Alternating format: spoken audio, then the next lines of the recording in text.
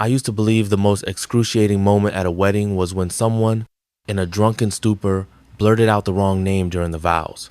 Turns out, the real nightmare is when no one says anything at all, because no one is there. It was a sweltering July afternoon in Sterling Creek. The air in the opulent ballroom of the Grand Victoria Hotel hung thick with a stillness that was deafening. No music, no nervous chatter, just me, the officiant, and the unsettling hum of a melting three-tiered white chocolate cake, still in its delivery van outside, never unloaded. 124 empty chairs stared back at me, draped in pristine white linen, adorned with untouched floral arrangements that now seemed to mock my solitude. I stood there, a 32-year-old software engineer named Peter Maxwell, in a custom-tailored tuxedo that felt less like a symbol of impending joy and more like a cruel straitjacket. I'd adjusted the Bodhi 3 times that morning, precisely to Valerie's exacting standards. She had an eye for detail, a demand for perfection that I used to find endearing. Now, it felt like a silent accusation. My watch, a gift from Valerie on our first anniversary, read 3:17 p.m. We were supposed to start at 2 p.m. Someone must have waited with me once, perhaps the wedding planner or the hotel staff, but they were long gone. Now, it was just the echo of my own ragged breathing and the chilling realization that something had gone horrifically, unspeakably wrong. Valerie didn't just leave me at the altar. She took everyone with her. The morning had begun like any other wedding morning, if you could call the maelstrom of nervous energy and forced calm any other. Laughter had bubbled up from the groomsmen's suite as we suited up. My best friend, Sam Miller, a cybersecurity analyst colleague and my designated best man, had clapped me on the shoulder, his grin wider than usual. "Relax, man," he'd said, noticing my trembling hands as I struggled with a button on my cufflink. Valerie's not the type to get cold feet. She's got fire in her blood. Remember that time she threatened to walk out of the Michelin star restaurant because the sommelier called her ma'am instead of miss? He chuckled. She'll be here. No way she'd let you stand there alone. Sam was wrong. About Valerie. About all of it. By 3:45 p.m., the officiant, a kind-faced woman named Pastor Eleanor, offered to drive me home. I declined, my voice a flat monotone. By 4:10 p.m., I was sitting on the grand steps of the hotel, still in my tuxedo, watching the white chocolate cake, now noticeably sagging, being carefully slid back into its cardboard box by a bewildered delivery guy. I didn't know what else to do. My phone, usually a buzzing conduit to the digital world, was eerily silent. No missed calls, no frantic texts. Valerie hadn't posted anything online, not on Instagram, her usual digital diary, nor on Facebook, not even a cryptic tweet. Her sister, Natalie, usually glued to her phone, was offline. It was as if the entire wedding, the months of planning, the dreams, had been silently erased from everyone's life but mine. I called Valerie twice, no answer. I called her sister, Natalie, voicemail. Her mother, Eleanor, who usually answered on the first ring, didn't pick up either. I tried Sam. When he finally answered, his voice was tight, breathless, almost as if he'd been running. "Peterman, look, I can't talk right now." "Sam, what the hell is going on?" My voice was rising, a desperate edge I barely recognized. "Where is everyone? Where's Valerie?" A beat of agonizing silence, then a sigh. "I'm sorry, Peter," he mumbled, and the line went dead. I didn't go home. Not right away. Something in me, a raw, protective instinct, refused to be alone in the apartment. Valerie and I had chosen together, the place where her pristine wedding dress had hung for weeks behind a locked closet door, a ghostly white sentinel. Instead, I wandered. My legs, still stiff from standing at the altar for what felt like an eternity, carried me aimlessly through the sun-drenched streets of Sterling Creek. I ended up at the Daily Grind, our favorite coffee shop. It was where I proposed to Valerie, just outside in the pouring rain when neither of us had an umbrella. She'd call me a fool for trying to be romantic, then kiss me with a ferocity that told me she didn't just want to say yes, she needed to. Chloe, the barista, a young woman with a constellation of piercings and a perpetually bored expression, stared at me as if I'd walked in covered in blood. "Large black coffee," I croaked, my voice hoarse. "Peter," she said, her eyes wide, recognizing me. Of course she did. I was a regular, the guy who always got the same order, the guy who used to come in with the radiant Valerie, planning honeymoon details over lattes. Was Valerie in here today? I asked, my voice barely a whisper. Chloe hesitated, her gaze flickering to a spot over my shoulder. I'm not supposed to say, she's missing, I cut her off, the words tasting like ash in my mouth, or at least she is to me. Did she come in? Did she look normal? Chloe's expression softened, just a fraction. She was here, Peter, early. She looked rushed, like she was meeting someone important, not for coffee. She leaned in, her voice dropping, and she left a message. For you. Said I should only give it to you if you came here alone. And looking like this. Her eyes gestured to my tuxedo. My heart hammered against my ribs. A message. A clue. What is it? Chloe reached under the counter, pulling out a small folded piece of paper. It was a receipt from the coffee shop, a mundane slip of paper, but on the back, scrawled in Valerie's distinctive, elegant handwriting, were 3 words. Check the vault. V. The vault. What vault?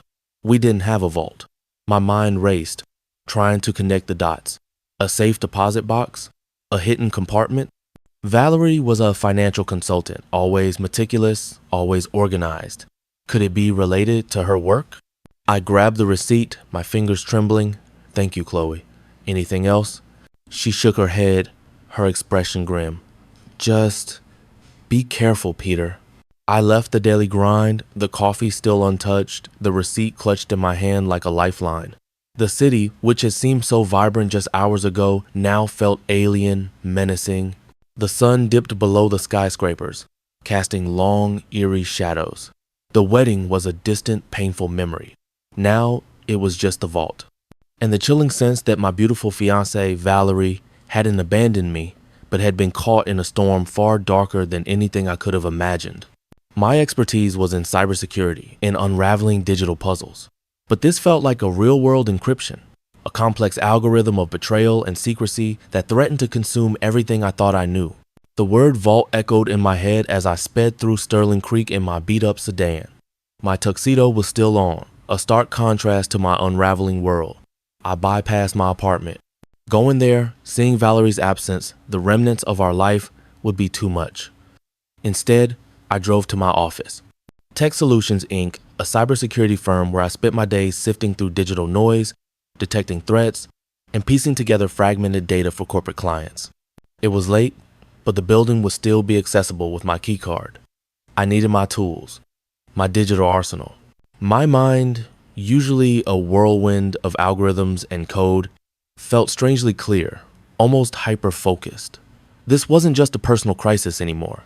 It was a puzzle. A highly sensitive, deeply personal, and potentially dangerous puzzle. Valerie's message, check the vault, V, was too cryptic, too urgent to be a simple breakup note. That wasn't her style. She was direct, sometimes brutally so. This felt like a warning. My first thought was a digital vault.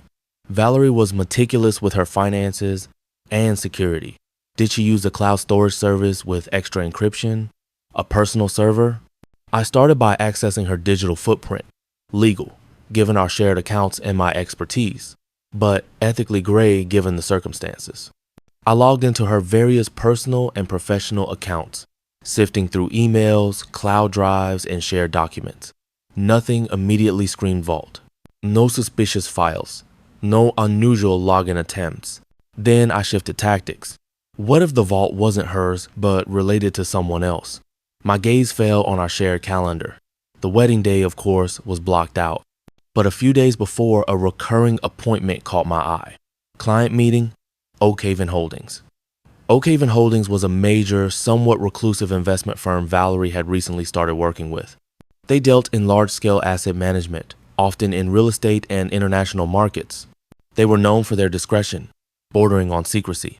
I remember Valerie mentioning a non-disclosure agreement that was unusually restrictive.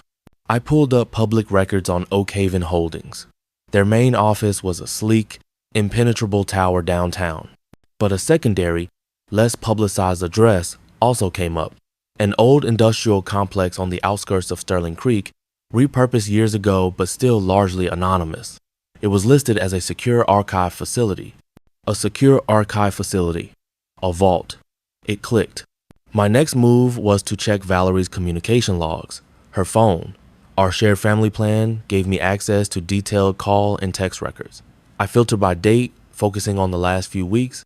There were surprisingly few calls to Natalie or her mother. Most of her recent calls were to an unknown number, repeated several times a day. The calls were short, often less than 30 seconds. This was unusual for Valerie, who was known for her lengthy, detailed conversations, especially with clients or family.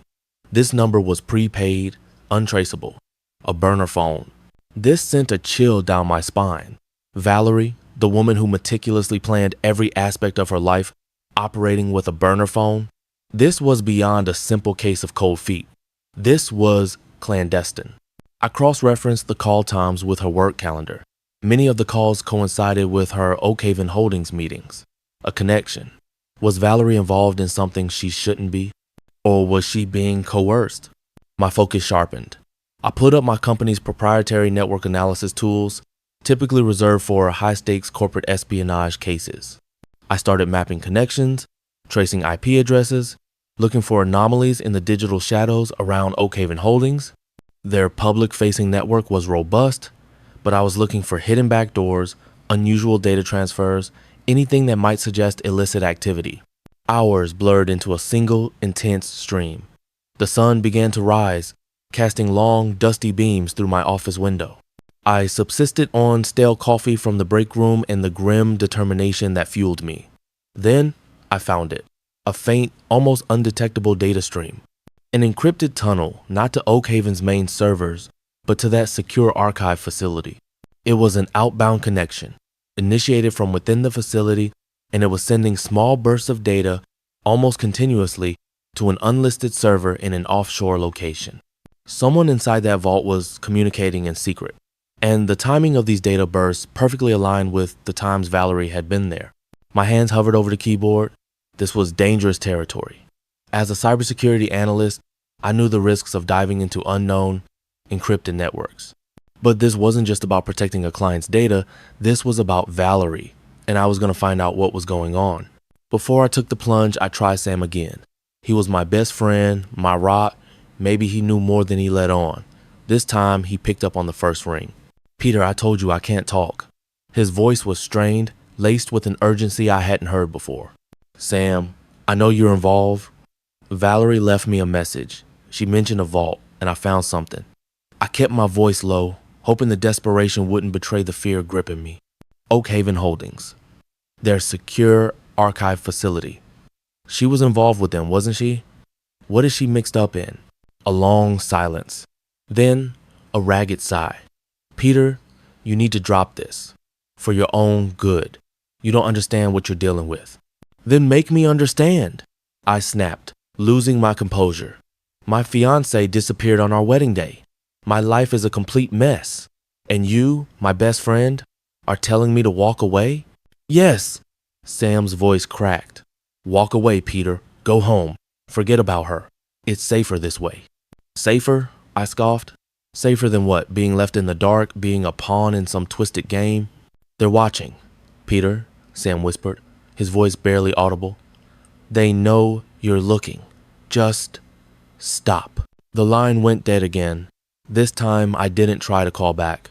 Sam's words, "They're watching," sent a shiver down my spine that had nothing to do with the stale office air. This wasn't just a jilted groom's nightmare. This was real. And Valerie was in deep. And now, so was I. The warning from Sam resonated, but it only solidified my resolve. Their watching meant I was on the right track.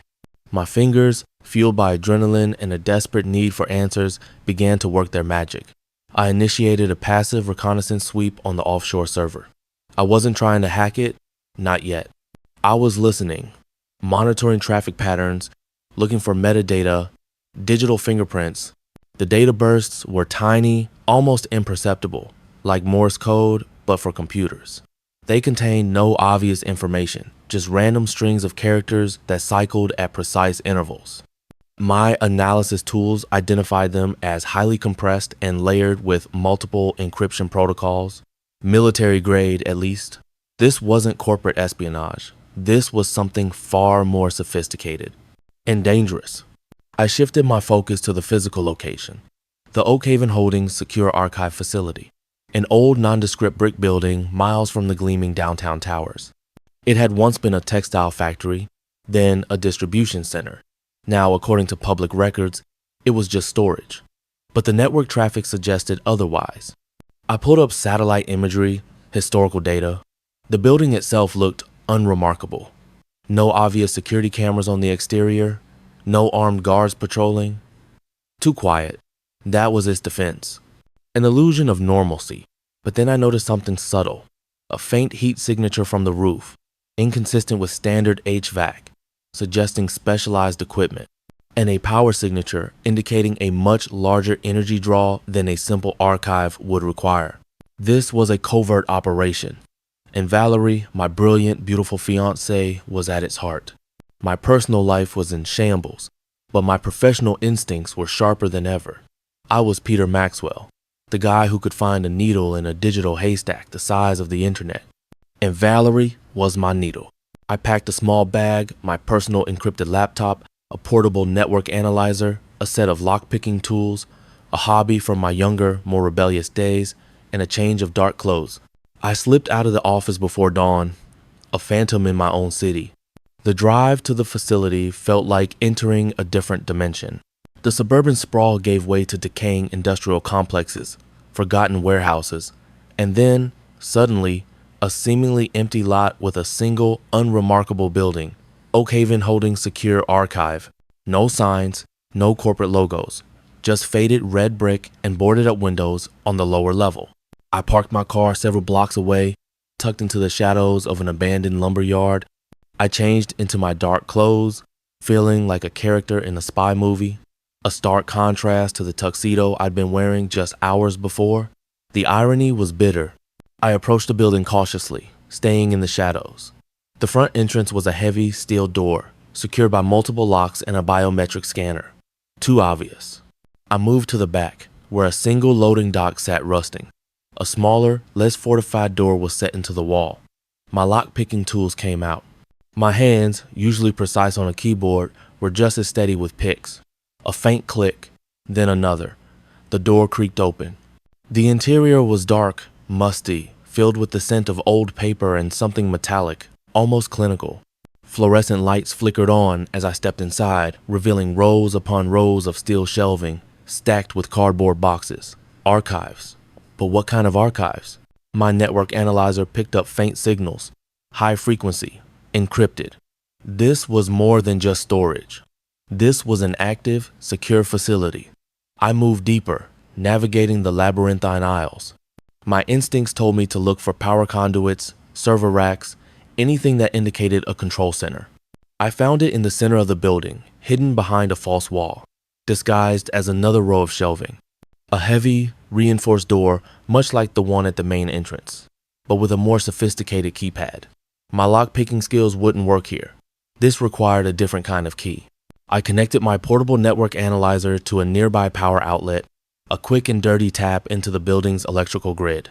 I began sniffing the network traffic within the building. I was looking for patterns, for anomalies, for anything that might give me a clue to the keypad's access code. It took time, hours again. The sun was fully risen now, casting faint light through cracks in the old building. I found it, a system log, buried deep, showing an admin login at regular intervals. The user ID was Valerie as her middle initial. The password, however, was heavily encrypted, but there was a weakness. The system had a backdoor, a maintenance port, typically used by technicians. It was secured, but I could brute force it if given enough time. And then I heard it. Footsteps. Heavy. Deliberate. Coming from the main entrance. I froze. My heart pounding against my ribs. I wasn't alone. I quickly disconnected my analyzer, tucking it away. I had to hide. Fast. I darted behind a stack of boxes, pressing myself against the cold steel shelves. barely breathing. The footsteps grew louder, closer. They stopped right outside the false wall. A deep voice, muffled but distinctly male, spoke. "Any sign of Peter Maxwell?" Peter Maxwell. Me. They knew I was here. Or they knew I might be here. Sam's warning echoed in my mind. "They're watching?" "No, sir," another voice replied. "The perimeter is clear. We believe he's at his office, but he hasn't logged in for hours." "He's a ghost," the first voice scoffed. "Clever boy. But he's playing in a league he doesn't understand." My blood ran cold. This wasn't just about Valerie anymore. I was a target. The conversation continued. They were discussing something called Project Chimera and Asset Relocation. And Valerie's name came up frequently. Has Agent Thorne secured the package? Is Valerie handling the data transfer? Agent Thorne. Valerie. These weren't the words of a jilted lover's conspiracy. This was the language of espionage. I waited, motionless, until I heard the footsteps recede. Only then did I dare to move. I couldn't risk brute forcing the keypad now. They knew I was looking. I needed another way in. And I needed to understand what Project Chimera was and why Valerie, my sweet, meticulous Valerie, was involved. My eyes scanned the immediate area. Above the reinforced door, almost invisible against the dusty ceiling, was a small circular vent, a ventilation shaft. Too small for a normal person, but maybe I was thinner than most. A climber in my youth. It was a long shot, but it was my only shot. I quietly pulled a large, sturdy box over to the wall, climbed on top, and began to work on the vent cover. The metal screws groaned in protest, but slowly, meticulously, I loosened them. The world outside, the wedding, my shattered dreams, faded into the background. All that mattered now was getting into that vault and finding Valerie. The ventilation shaft was tight, cramped, and filled with dust that tickled my nose. I moved inch by agonizing inch. The sound of my scrapes and rustles amplified in the narrow space. The air grew colder as I approached the center of the building, a faint hum growing louder, hinting at powerful machinery. Finally, the shaft opened into a larger space. I could see flickering lights below, hear the distinct whir of servers. This was it, the vault. I slowly, carefully pushed aside a vent cover and peered down. It was a server farm, unlike any I'd ever seen. Not rows of gleaming new racks, but a haphazard collection of older, custom-built machines, humming with a strange, dissonant energy. Holographic displays flickered to life in the air, showing complex data visualizations, mathematical equations, and what looked like schematics for a neural network. And there she was, Valerie. She was standing in the center of the room, her back to me, dressed not in a wedding gown but in dark tactical clothing, her hair pulled back in a severe ponytail. Her hands moved with practiced ease across a series of holographic keypads, her face illuminated by the data streams. There were other people in the room, shadowy figures moving silently, focused on their own tasks. One of them, a tall, imposing man with a military bearing, stood near Valerie, his gaze sharp, alert. Agent Thorne. My heart ached. This wasn't the Valerie I knew. Not the woman who argued passionately about artisanal coffee beans or spent hours curating the perfect wedding playlist. This was someone else entirely. I watched, mesmerized, as Valerie completed a complex sequence on the holographic display. A green light flashed across the main console. Data transfer complete for Project Chimera, she announced, her voice crisp, professional, devoid of emotion. Agent Stone, not Valerie Maxwell. A code name. My fiance was a secret agent, or something like one. I needed to know more. I needed to understand. This wasn't the time for emotional confrontations. I had to gather intelligence. My network analyzer, small and powerful, was still in my bag. I silently retrieved it, extending its antenna. I needed a clean data tap, something that wouldn't set off alarms. My eyes scanned the server room. The custom-built machines were old, but powerful. They were running a proprietary OS, something I'd never encountered, but it had vulnerabilities. Every system did. I spotted an old diagnostic port, left open, perhaps accidentally, by a hurried technician. A tiny, almost invisible access point. I found a way to lower my analyzer with a thin, reinforced cable I always carried. It was a risky maneuver. If it fell, if it made a noise, I was dead. But I had to. It reached the port, connecting with a faint, almost unnoticeable click. Immediately, a torrent of data flooded my device. Not the encrypted bursts I'd seen before, but system logs, internal communications, and a trove of documents. Project Chimera. The name alone screamed danger. What about Peter Maxwell, Agent Stone? Thorne's voice was sharp. Did he follow your instructions? Valerie's voice, cold, distant, replied. He's too logical, Thorne. He'll deduce the truth. He always does. But the last message should keep him focused on the archive, not elsewhere. It buys us time. My blood ran cold. The message on the coffee shop receipt. Check the vault, V. It wasn't a cry for help. It was a diversion. A meticulously placed breadcrumb to send me on a wild goose chase while she, disappeared? Completed her mission? The betrayal stung, a fresh, sharp pain amidst the confusion. She wasn't just a victim. She was an active participant. My fiancée, the woman I was supposed to marry, had orchestrated her own disappearance, weaponizing my analytical mind against me, using my love as a shield. As I crawled through the dusty vents, the new data streaming into my analyzer, a new objective formed. It wasn't just about finding Valerie anymore. It was about exposing Project Chimera and understanding why Valerie had sacrificed our life together for it. This wasn't a wedding day ruined. This was a war, and I had just been drafted without my consent. And my beloved fiancé was on the other side. Or a genius financial analyst, I muttered, thinking of Valerie. Or someone who knows her patterns. My mind raced. Valerie was a master of financial trends. Could she have left a signature, a personal imprint, on that ever-shifting algorithm? Something only I, as the person who meticulously tracked her thought processes, could recognize. The next few days were a blur of caffeine and code. I set up a makeshift command center in a hidden, secure server farm I leased years ago for personal projects, a place where no digital shadow of Peter Maxwell existed. I began analyzing the intercepted Chimera data, cross-referencing it with public market data, trying to find a correlation, a pattern in the chaos. Sam, risking everything, continued to feed me intel from inside. He told me about Chimera's primary processing hub, a heavily fortified data center hidden beneath an abandoned government building outside Washington, D.C. The architect's true lair, and he gave me a vague timeline. In 3 days, Valerie and Thorne would be there for a critical system purge, meant to erase all traces of Project Chimera before a scheduled, high-level audit. That was my window, my only chance. If I could disrupt that purge, I could expose Chimera's entire operation to the world. I trained an AI on every piece of data I had on Valerie, her old financial reports, her investment strategies, even her subtle trading habits from our shared brokerage account. I fed it market data from the past 5 years, trying to teach it to think like Valerie. The AI hummed, crunching numbers, searching for the ghost of her intellect within the vast sea of data.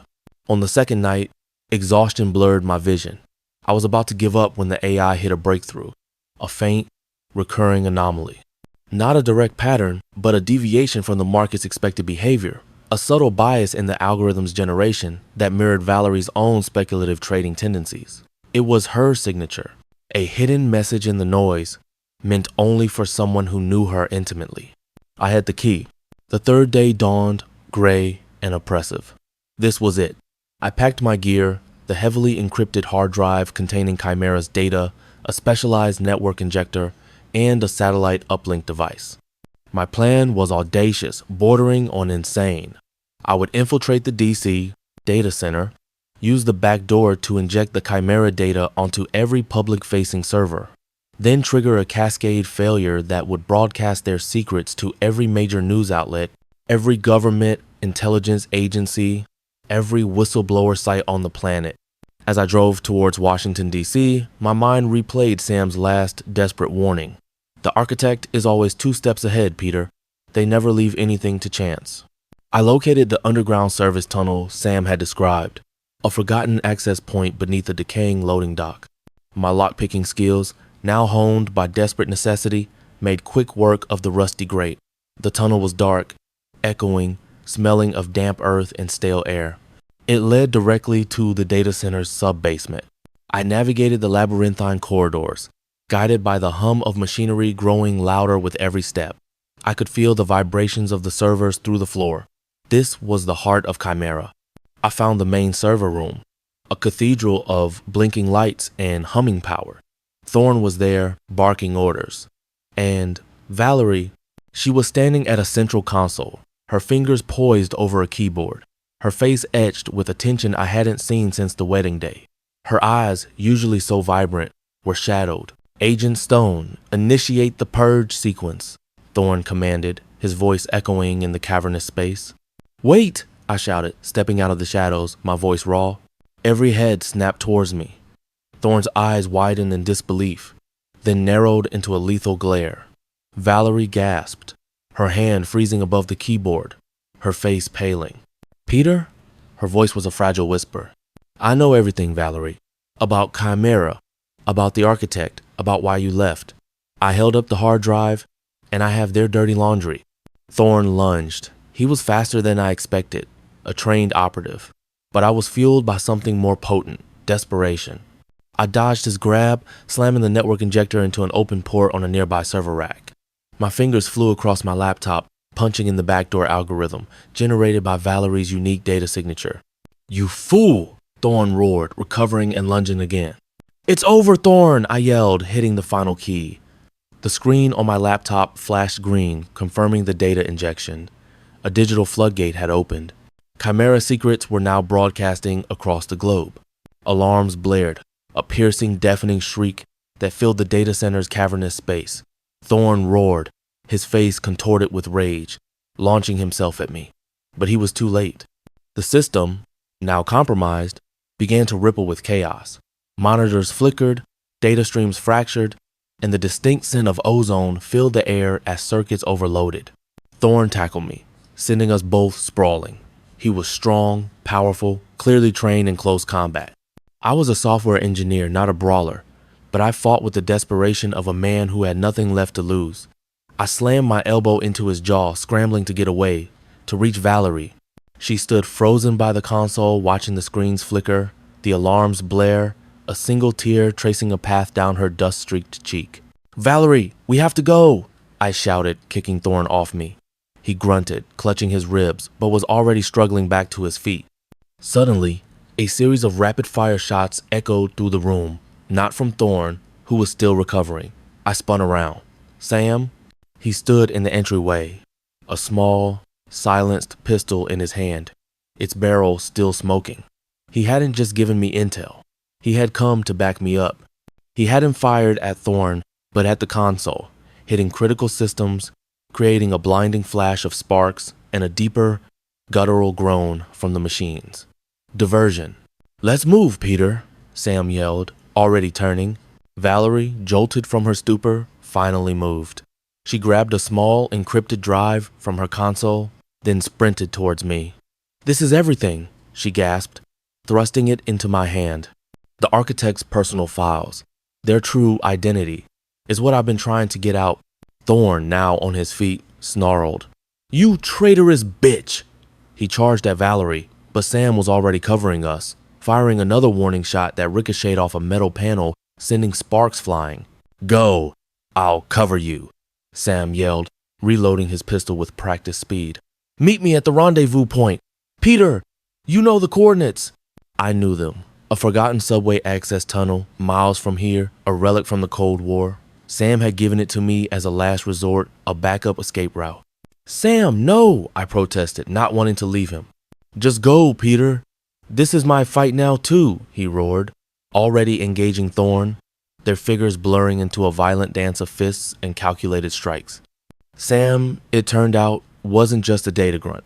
He was a survivor, and he had a score to settle. I grabbed Valerie's hand. Her fingers were cold, but her grip was firm. This way! I pulled her towards the vent shaft I'd used to enter. It was our only way out. We scrambled back into the claustrophobic darkness, the sounds of fighting and alarms fading as we crawled away from the crumbling heart of Project Chimera. The escape was a blur of adrenaline and muffled sounds. We emerged from the tunnel miles away, coughing, our lungs burning from the dust. The sun was rising, painting the sky in fiery hues that mimicked the chaos we had unleashed. My phone, long silenced, now buzzed incessantly. News alerts. Global headlines screaming about massive data breach at covert surveillance firm, Project Chimera exposed, whistleblower leaks shake world governments. It had worked. We met Sam at the rendezvous point, a dilapidated old warehouse near the docks. He was battered, a bruise forming on his temple, but alive. Thorns down, he said, breathing heavily. But the architect, they'll be coming for you, Peter. And for you, Agent Stone. Valerie looked at him, her eyes filled with a mixture of gratitude and sorrow. Thank you, Sam, for everything. Sam just nodded, then collapsed against a stack of crates, rubbing his bruised jaw. Just get out of here, both of you. Disappear. And we did. For weeks, we were ghosts. We used burner phones, cash, safe houses Sam had outlined as part of Chimera's own contingency plans. Valerie explained everything. How she'd been forced into Chimera years ago. How the architect, a former intelligence director named Evelyn Reed, had systematically dismantled her life, threatened her family, twisting her brilliant mind into a weapon for their cause. The wedding, the abandonment, was all a desperate attempt to create a clean break, to make Peter disappear from their radar, to make him irrelevant, even if it shattered his heart. The message at the coffee shop was her last, most desperate attempt to communicate, to send me a clue she hoped I'd decipher, a hidden plea for rescue disguised as a warning. She had tried to leave before, and they had responded by destroying the careers of people she cared about, subtly threatening her family's safety. She had hoped to complete her last mission, secure Reed's personal data, and then disappear, leaking everything from the shadows. My unexpected appearance had forced her hand. I'm so sorry, Peter, she whispered one night as we lay hidden in a secluded cabin in the wilds of Montana, far from any digital trace. I never wanted to hurt you. It was the only way I knew to keep you safe. I held her close, feeling the tremble in her body. The anger, the confusion, the searing pain of abandonment, all of it began to recede, replaced by a profound understanding. She hadn't left me. She had sacrificed us, for a greater good. It's okay, I murmured, stroking her hair. We're safe now, and we brought them down. The world was reeling from the Chimera revelations. Governments demanded investigations. Human rights organizations called for justice. Evelyn Reed, the architect, was unmasked, her vast network of influence crumbling under the weight of her own secrets. Countless Chimera operatives, their identities exposed by the leaked data, faced arrests and trials across the globe. It was a messy, chaotic victory, but a victory nonetheless, one that reshaped geopolitical landscapes and sparked furious debates about privacy and power. The remnants of the organization continued to hunt us, a shadow army of disgruntled former agents. But their power was fragmented, their resources dwindling. We knew we would always have to be careful, but the immediate threat had been neutralized. Valerie and I slowly began to rebuild. Not our old life, not in Sterling Creek, not with Peter Maxwell, the software engineer, and Valerie, the financial consultant. Those identities were too tainted, too exposed. We became new people, in a new place. We settled in a small, quiet town in the Pacific Northwest, nestled between ancient forests and the churning ocean. Peter Maxwell became Ethan Vance, a freelance data security consultant for small businesses, working remotely, meticulously covering his tracks. Valerie, now Clara Hayes, taught financial literacy workshops at a local community center, her brilliance now used to empower, not control. We didn't have the grand wedding. We didn't have the pristine white cake. But we had something far more precious, a shared secret, a bond forged in fire and betrayal, and a deep, abiding trust that had been tested to its limits and emerged stronger. Our new life was a tapestry woven with careful habits, encrypted communications, a constantly updated list of contingency plans, and an acute awareness of our surroundings. We learned to blend in, to appreciate the quiet normalcy we had fought so hard to reclaim. Every sunrise over the evergreen trees, every shared meal on our small porch, felt like a profound privilege. The scars of the past remained, subtle phantom pains that occasionally flared, but they were now reminders of our strength, not our defeat. Life was simpler, quieter. We gardened, we hiked, we cooked together, making up for years of missed meals. We talked for hours, unraveling the threads of the past, healing the wounds, building a future brick by brick, not with the meticulous planning of a wedding, but with the quiet, deliberate care of two people who had almost lost everything and found their way back to each other. We learned to find joy in small victories, in the freedom to choose our own paths, unburdened by the architect's shadow. Sam, our unlikely hero, had also disappeared, but occasionally an encrypted message would arrive on my secure line. A simple check-in, a cryptic update, a reminder that some bonds, once formed, were unbreakable. He was safe, somewhere, and that was enough. The tuxedo, the melting cake, the empty chairs, they were no longer symbols of my humiliation, but the stark memory of a moment that ignited a different kind of purpose. I was left at the altar, but I walked away with far more than a fiancé. I walked away with the truth, in the understanding that love, real love, isn't always about grand gestures and perfect plans.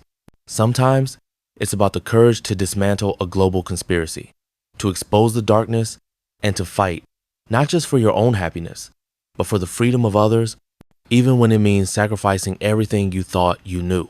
My name is Peter, and this is my story of how being left at the altar didn't end my world, but set me free to truly live.